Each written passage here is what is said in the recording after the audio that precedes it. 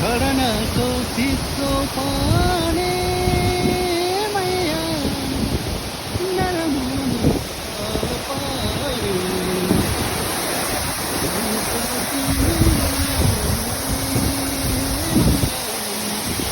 मलाई किन